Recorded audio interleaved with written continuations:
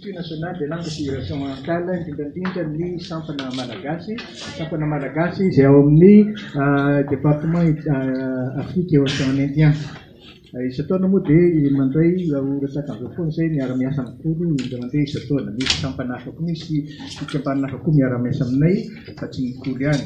Lehibe miara-miasa aminay. Faharoa manaraka an'izay tiako resahana dia hoe mialatsy indrindra Ramatoa Zovrara izay tompon'andraikitra ny mpiandraikitra ny sampana malagasy fa tsy afaka fa misy fahasampoana tsy nahafa azy.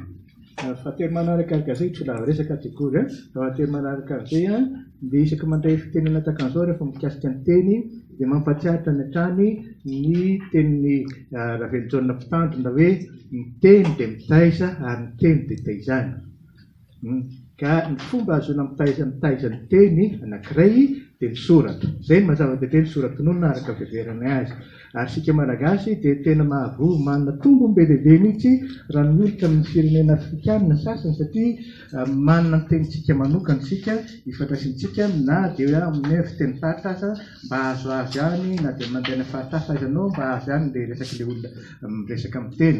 Fa raha ohatra miolitra mitsakana any Mozambika izao ohatra, any Mozambika efa misy teny fa tsy fiteny tsy fiteny tsy dialecte fa teny langue izay misy efa mihoatra ny zato.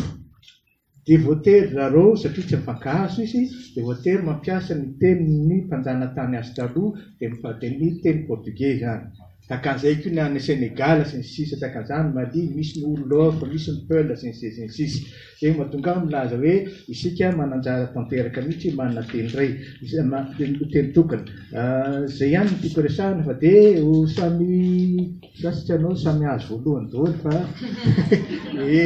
dia mahay reza daholo dia mirahasoa ny rehetra tompoko.